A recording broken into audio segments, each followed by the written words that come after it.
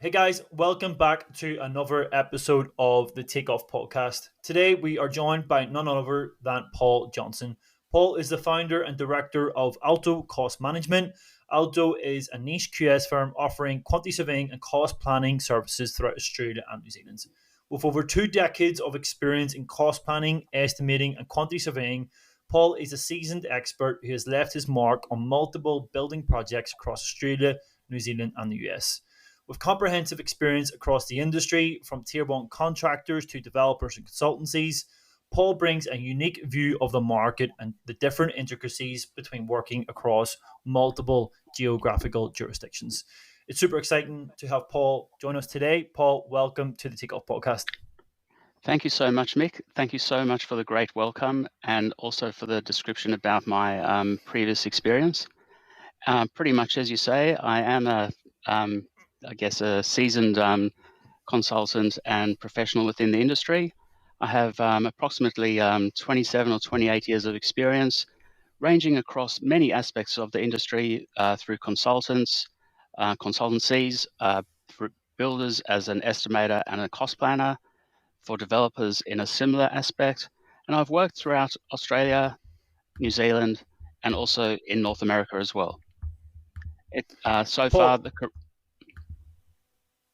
sorry, I didn't mean to interrupt you. That's my bad. That's bad podcasting. But no, go on. I want you to keep talking. But I'll just edit myself out there. So the my career path within the industry has been pretty great and quite enjoyable, and I will go into that probably a bit later as well. But the opportunities that are available to people within the industry are really good, and I'm hoping that some of the information that I can provide today can assist other people, whether they be newer to the industry or otherwise still in the industry, as to some of the paths that they can follow. Paul, absolutely amazing. Love that introduction. One of the things that I love about you, Paul, is we're in a WhatsApp group together. We've got 150 QSs and estimators and contract administrators from all over the world in this little group. And yourself and there's a couple of others always seem to bring a real sort of reasoned and educated answer to some of the questions, and that's because you've got a real variety in your experience. You've worked with different types of businesses throughout your career. So I want to take it back to the start. How did you get involved in the industry? So, look, I guess it probably goes back to almost to being a child. I have memories of back in South Africa, where I'm from, of our family building a house in a small suburb in Cape Town that we were in. And I remember walking on planks on those foundations, which was back in the mid-70s, but it was an image that really stuck with me. And then also further on through my life, as I've progressed through school and I decided to trying to decide what to study and what to do in life, I sort of set myself in building, and at that time had a goal of working on film sets in America. And so it was just a really strange thing. I thought, I'll go study building, and not realizing that it's probably more trade people who end up in that sort of role. But interestingly, after finishing, about 10 years later, I found myself working in America. And I wasn't there working on film sets. I was working on incredible resorts, but still, it was that. I guess that was sort of the career path that took me that way. And it really was through. It wasn't through any family building background or friends or other acquaintances like that led me down that way. But it was basically through those ways of just uh, in a sense a pie in the sky goal that sent me down that way. So you had this dream and this goal. Well, I guess something that you were looking at in the future, and it all sort of unraveled, and you ended up where you wanted to be, Paul. So did you decide to study construction at some point? What was the direction that you decided to go down, once you sort of finished school? Yeah, exactly. So I was living in Sydney, or I went to school in Sydney after arriving from South Africa in my early teens, and I decided that I was going to study construction management. It was the degree in a sense that I guess would provide me the I guess a building course which could lead into a building role. But at that time, I had no idea at all of the different types of roles that existed that could provide a career path to someone. And so I started off studying construction management. At the time, at I thought character-wise, I thought maybe construction economics might be better for me. Through no real reasoning, it was just a decision that was made at that time, and that's really how I ended up in a quantity surveying role. So, and that was through that time from studying at UTS in Sydney. Excellent, excellent. And so, what were you like as a person at that point in your life? Obviously, you mentioned you grew up in South Africa and made this move to Australia. Was it a family decision? What were you like? What were the reasons that you ended up in Australia? Look, it really was a family decision from the political situation that was occurring in South Africa in the uh, 1970s and early 1980s. My parents made a decision to leave South Africa, and a lot of my family and a lot of other people made that similar decision at that time as well. And what were you like then, Paul, as a young person? You mentioned obviously going to study construction management, and then maybe moving into that sort of construction economic side of things. What were you like as a person? What was I like as a person in my 20s, do you mean? Yeah, yeah. How would people have described you? They would have said that that guy has no hope in life. and look and look and look Yeah, and look and look how you've ended up. yeah. Look, it's the thing is that I guess university was an opportunity to broaden my view of the world, and the I'm very fortunate that I continued on and that I decided to set a goal for myself to finish university and to continue on with a productive life in that way. What was your first job coming out of university? So, while I was at university, I had a 1 week work experience with Civil and Civic in Sydney at that time, and Hmm. it was with a family friend who helped with that opportunity. But towards the end of my degree, I was able to um, obtain a cadetship in a sense, or otherwise um, working role with a small quantity surveying company within Sydney, a company called Walsh Judd. It was really just two directors and myself. And look, at that time, it was a great experience. I obviously thought a lot more of myself than I really was capable of doing, and that probably continued a bit throughout some other early parts of my career.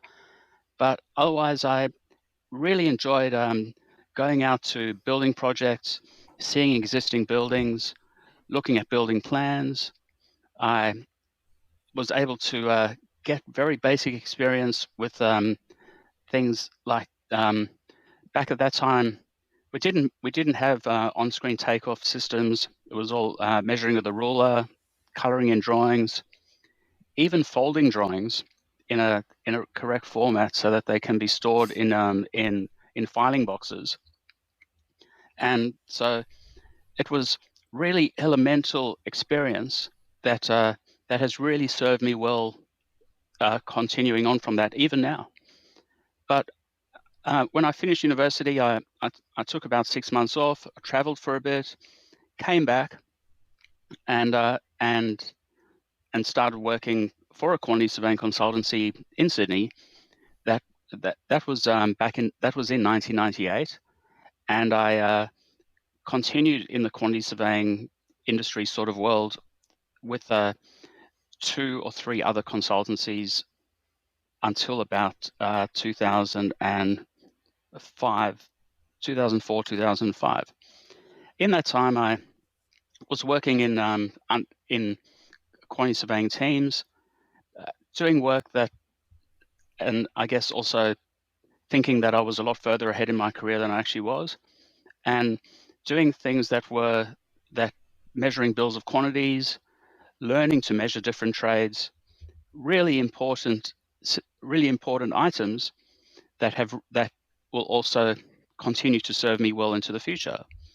There were also aspects of doing a lot of reinstatement cost assessment sort of work, so semi-non-traditional quantity surveying work, or quantity surveying work that people still do, but it was things that I may have felt at the time weren't totally relevant, but those skills have helped substantially now, and I'm fortunate to have been able to have that experience. I continued on from the quantity surveying world, or quantity surveying consultancy world, to the building consulting world as well, or the building consulting roles.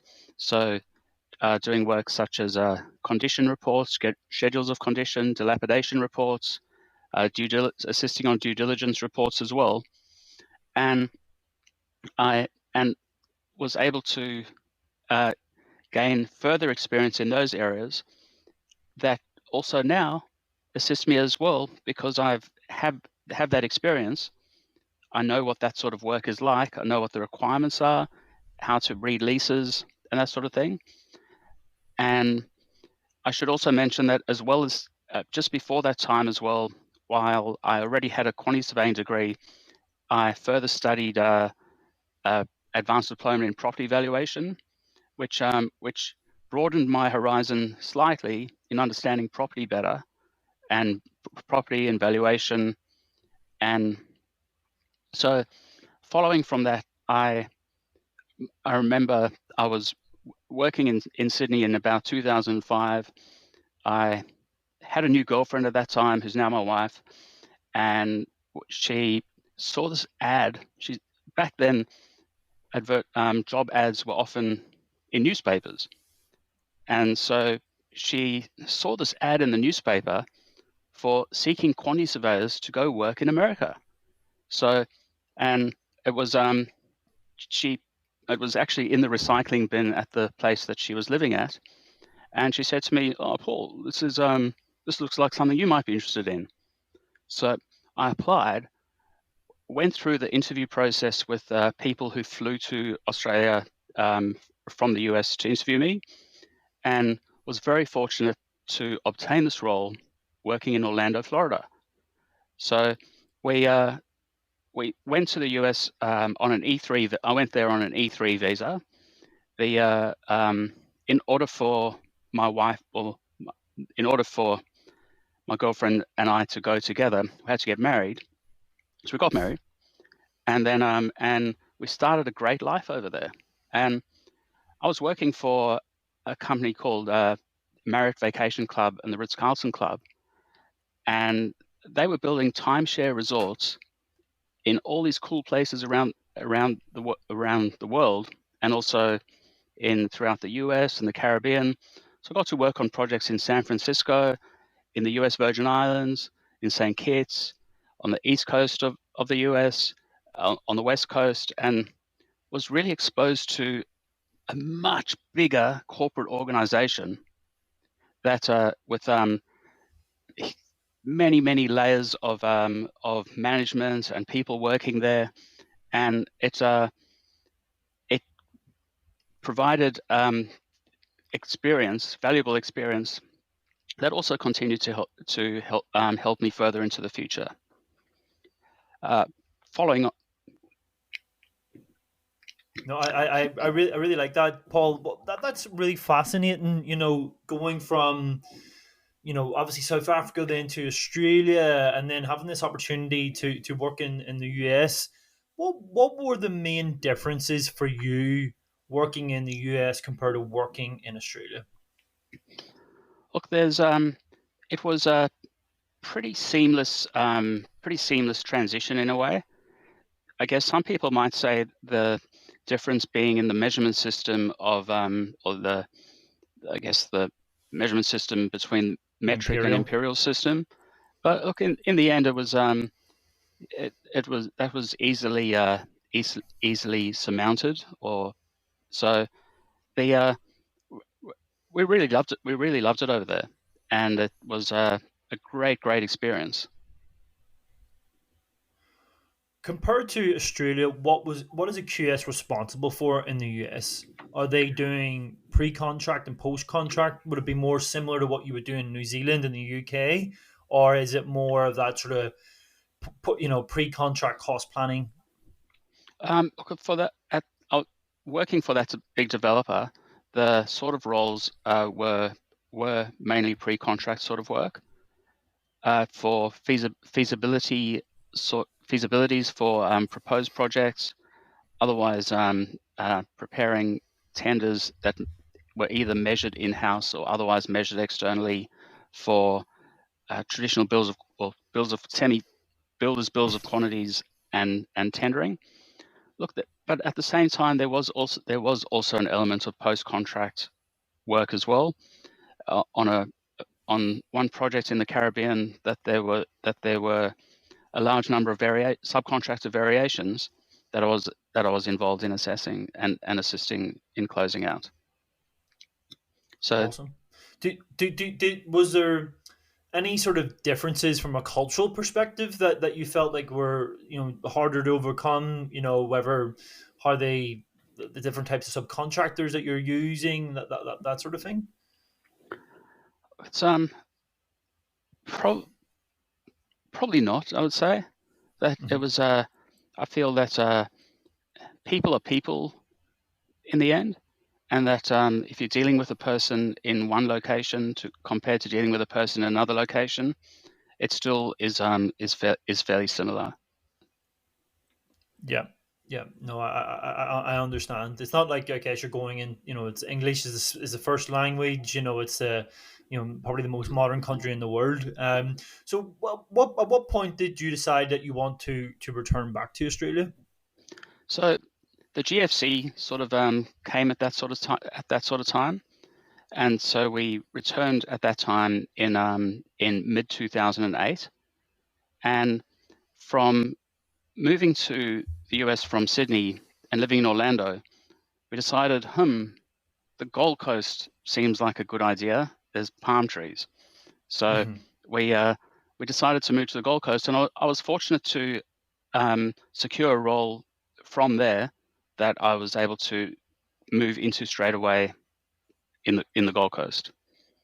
And pretty much on arrival, the GFC sort of followed into Australia at that time, and I was working on a project on the Gold Coast, a large development where the developer had gone into receivership, and I had the opportunity to work on site with a site team as I guess as the QS inside the site team, and also along with to work with a lot of the subcontractors and different other parties involved in that whole process. And from that time, and also from the developer experience in the US, it really got me interested in working, in a sense, more on the contractor side. So when that role came to completion, I moved into a role with a tier one contractor, WAPAC, at that time, and was able to further continue my experience as an estimator and work on that builder side. And I further had a great opportunity to work as a cost planner on Carrara Stadium, and that was the start of my cost planning experience, which and I really love cost planning, and the even the mentor that I had at that time, or my the managing contractors rep at that time, taught me so much that uh, that it was so good. It was so good. What what do you think or would say is the main difference, say, between cost planning and quantity surveying or estimating? Look, cost planning is an art. So some people might see that quantity surveying as a some people might say quantity surveying is this technical sort of role that is very black and white. That you are measuring things, you're measuring work, you might be pricing work, but sometimes in traditional quantity surveying, you aren't you don't always have exposure to contractor rates or market rates that you are otherwise able to obtain from a site builder-based role, or even a builder-based role. And with cost planning, you're able to use all your quantity surveying experience for the items that you know that are included on the drawings or included in the documents. But as a cost planner, you're able to use the other side of your brain and I think and identify the other items of work that will be required to build a project, whatever project it is, even though they aren't shown on the drawings. So, how do you get that experience? Is that by being you have an experience on site, that you get that knowledge that you'll know what's maybe not in the plan to price for? Look, the experience, I guess, is comes from having the traditional quantity surveying as the base. So, first of all, being able to measure, but then working on site and seeing how uh, construction works are carried out, understanding the time that's involved, the trades that are involved, the plant that's involved, and the management team through a contracting team as well, how all of those parts work together to bring a project to completion, as well as the consultant teams of architects, structural engineers, civil engineers, services engineers, and the like. So moving on to your kind of recent, or should I say, or your recent position. You're obviously the founder of Alto Cost Management. What was the reason that you decided to start your own business, Paul? Look, I felt in a sense that I probably thought that I had wanted career progression that I couldn't necessarily obtain or seek out in the in in other construction companies. So I guess if I can just mention that I followed on from that role at Corona Stadium to a 7-year experience with a large retail developer, and worked on great projects throughout Brisbane and also New Zealand. And I wanted to further progress my career, but I instead of chasing titles, I thought about being able to combine the experience that I had from a consulting side and a contractor side and run with that for myself. I had really always wanted to work for myself as having set as and a goal in that sort of way. And at that point in time in mid 2018, I thought, yes, this is the time to do it. And where how did you go about setting up your own business? Did you decide that you were going to go out and just work by yourself? Did you want to employ people? What was the sort of thinking initially? Look, it was a lot of it was just without that type of that type of thought process. It was just going to just give it a try, start to work for myself, based on the contacts that I had throughout the subcontractor, contractor, and consultant world. And so I thought that I would just contact people that I had previously worked with and put myself out there to give it a try. And what were those first few years like? Obviously, winning business and putting yourself out there can be uncomfortable, and some people would say, those maybe working in say cost planning or quantity surveying maybe aren't used to doing that sort of business development type stuff, Paul. So what was that like for you? Look, I early on in my life, when I was at university, I had tried a sales job. That and I remember that the boss of the company even saying to my parents, "This guy can't sell." So, but anyway, I was able. I I pretty much hit the ground running. I was pretty much working from the first week, and it has continued like that in a sense as well. So, yeah.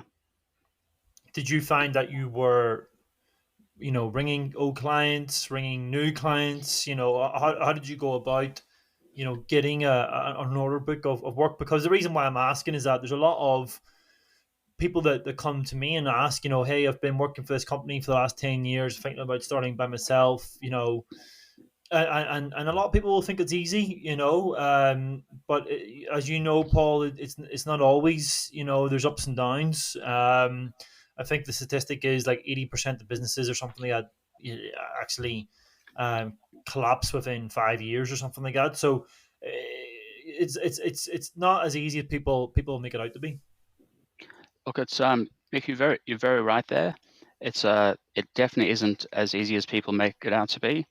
And in actual fact, while some people might think having your own business frees up your time, um, that's often not the case. So you can but it is a choice as well. So you can sometimes find yourself working many hours, but it's worth it in the long run. And it was I guess the way that I went about it was just to contact some of my old contacts and say, "Look, I'm working for myself now. Can I assist you in any ways?" I was very fortunate that people took me up on that offer, and word of mouth also was a very big part of it as well. So people do speak to each other, and it it it continued on like that. And look, the a lot. Sorry, go on. Can you remember your first client? Can you remember the first sort of project you worked on? Yeah, look, I in those early days, and I had a look at it before I joined this interview today, and I had a look at it. In those early days, I measured 270,000 cubic meters of concrete Wow. on various concrete projects, and that was just Wow. so that was for it was for probably one of the best concreters in southeast Queensland, if not the best concreter in southeast Queensland, I would say.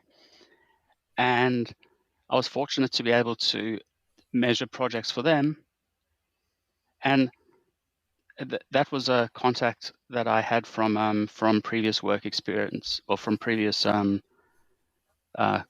contacts as well through my previous work.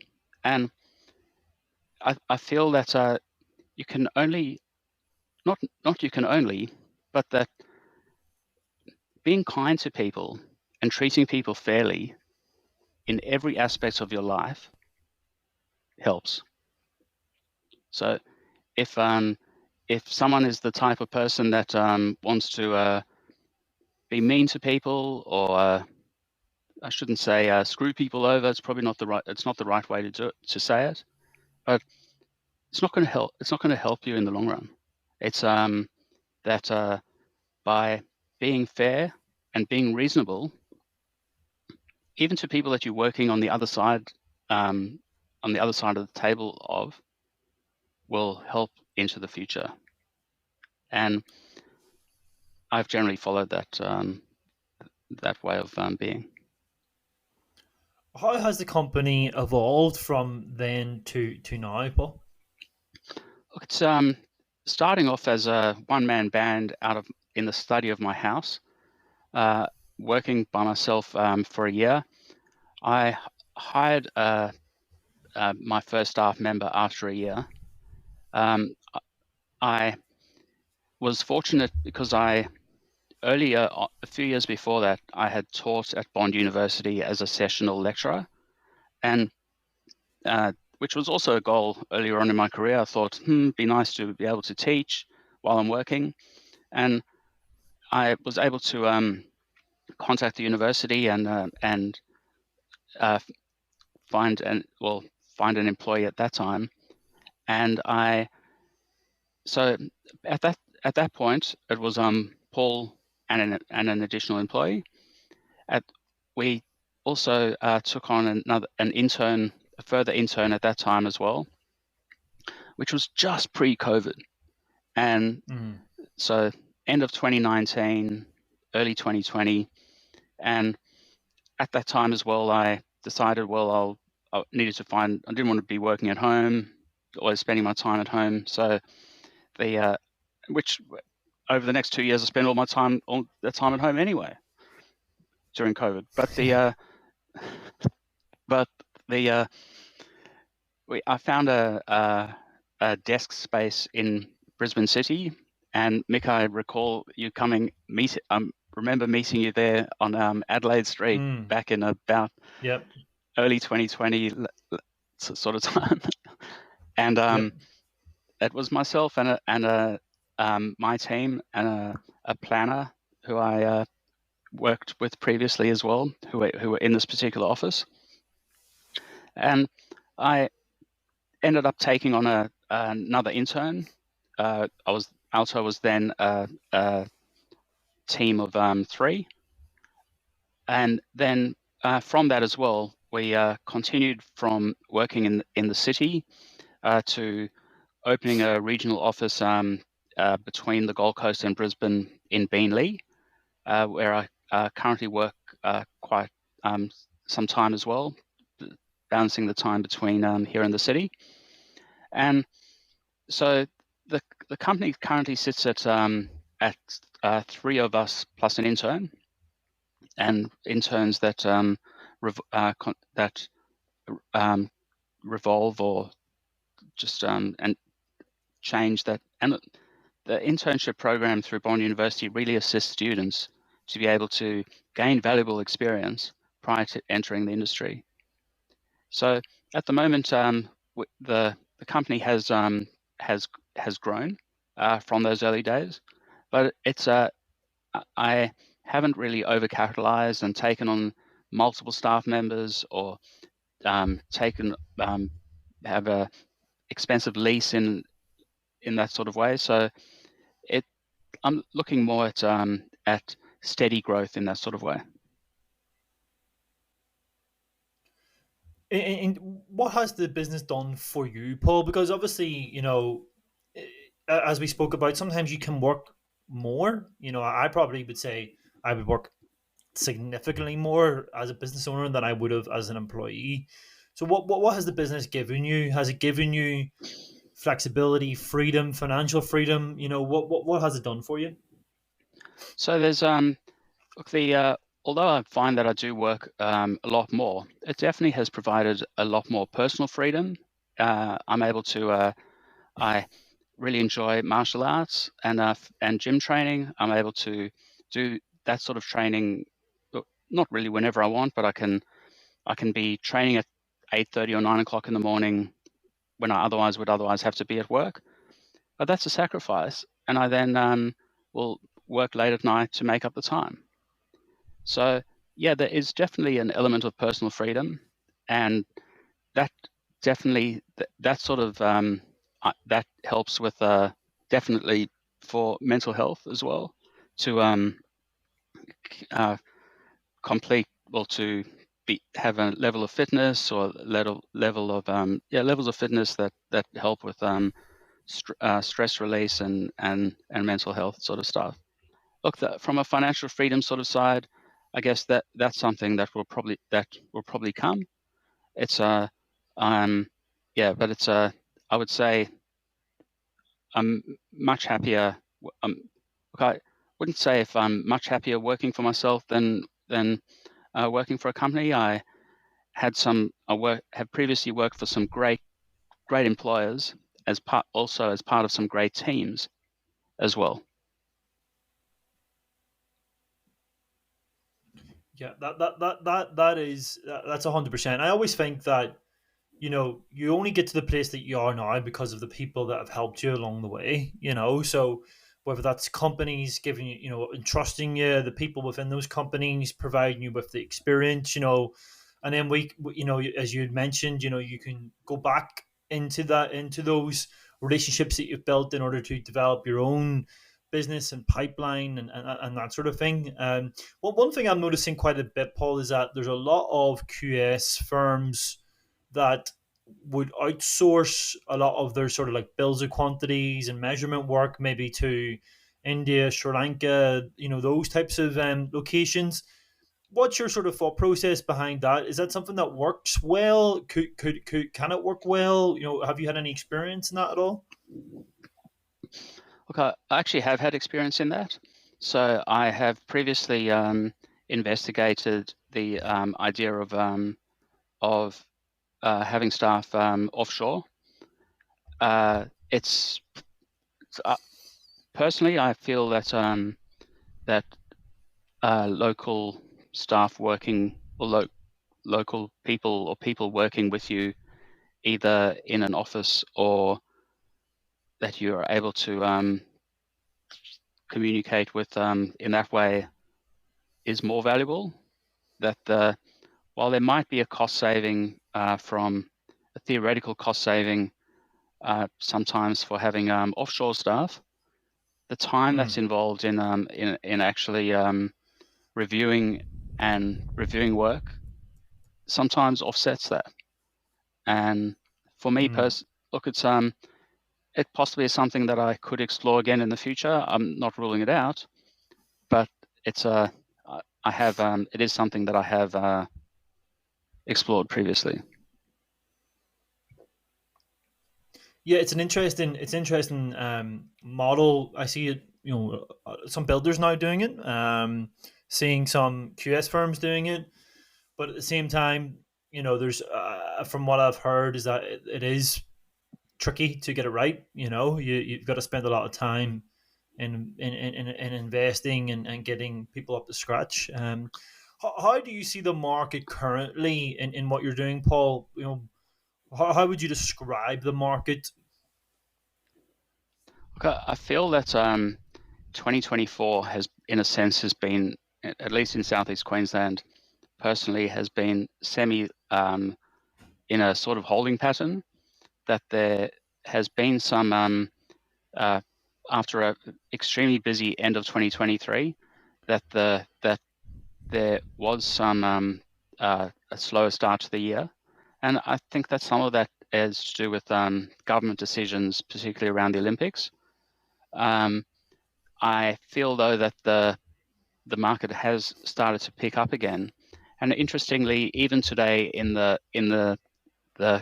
in the tenders, through Q tenders, that they were that there's a tender to seek a principal consultant and a managing contractor for a large Olympic venue within Brisbane, or within the southeast suburbs of Brisbane.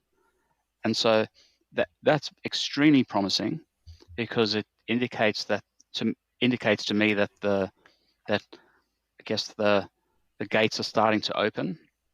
And I feel that once that starts to occur, that that it's almost the spark will be lit, and it will get extremely busy again. Hmm.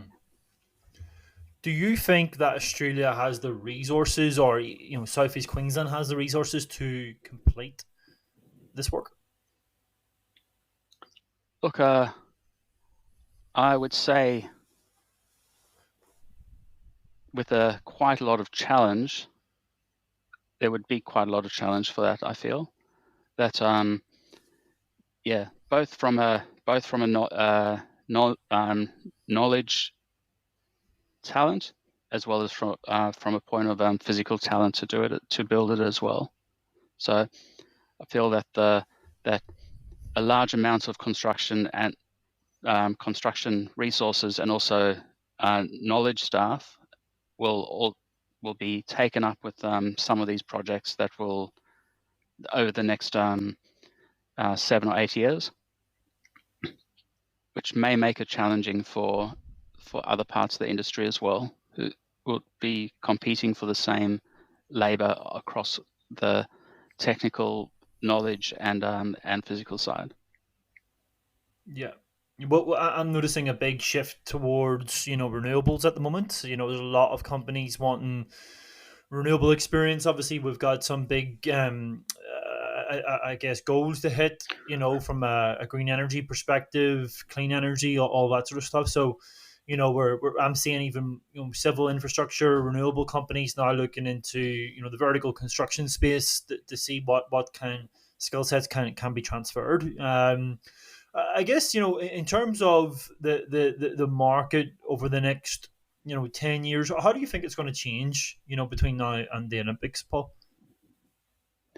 So look, I feel that the it will continue to get busier, and as that occurs, as demand increases, that costs will likely also increase, so that it'll just end up costing more to build projects in 2, 3, 4, 5, 6, or cost will continue to increase in that sort of way.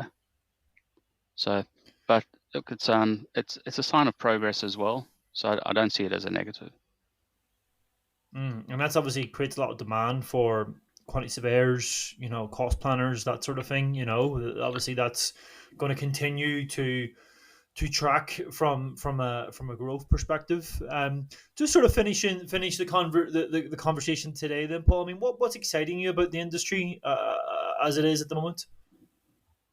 Look, it's I feel that the things that are exciting me are definitely to see the smart um, new people that are coming through the industry, that with new ideas, uh, such as people interested in, say, uh, laminated timber construction, that are aspects of work that wouldn't even have been thought of 20 or 30 years ago when I was coming through.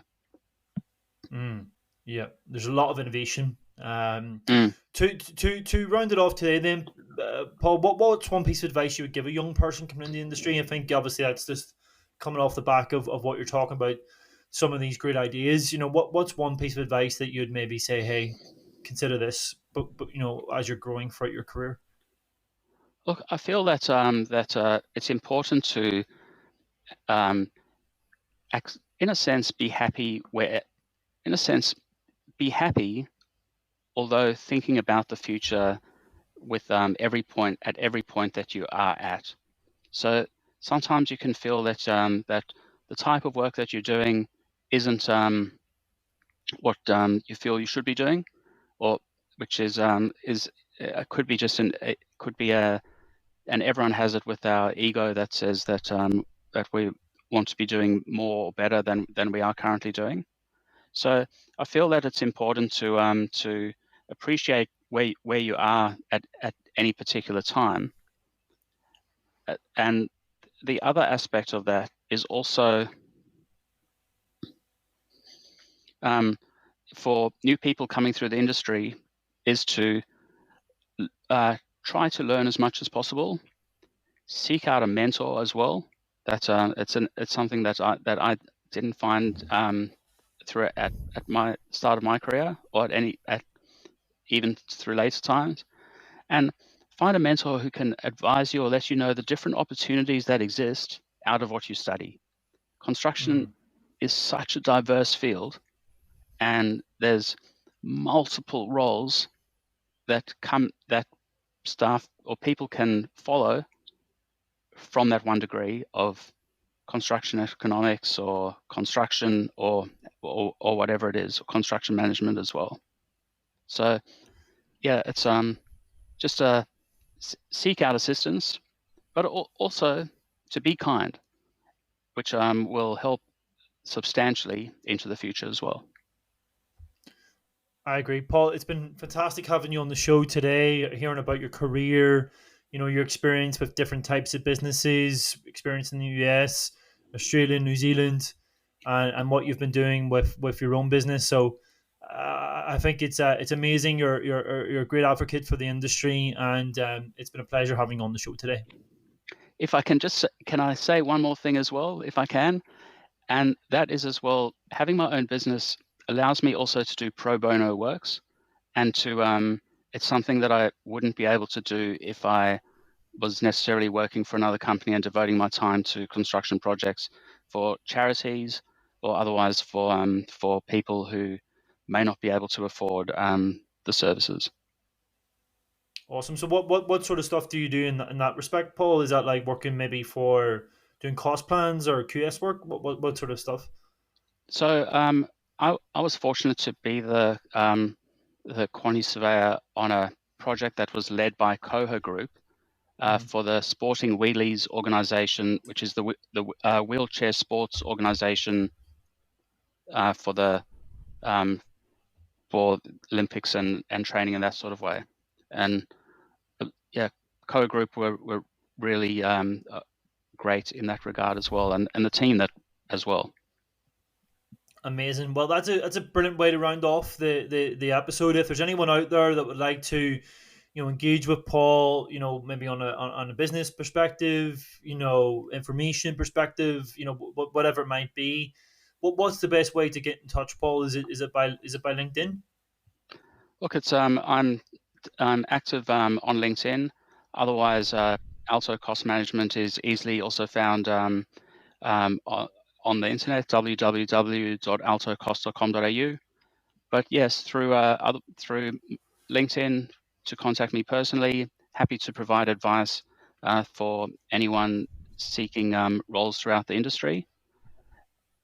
So yes, multiple ways like that. Paul, it's been great having you on the show today. Thank you very much for being a guest on the Takeoff podcast. Thank you so much, Mick.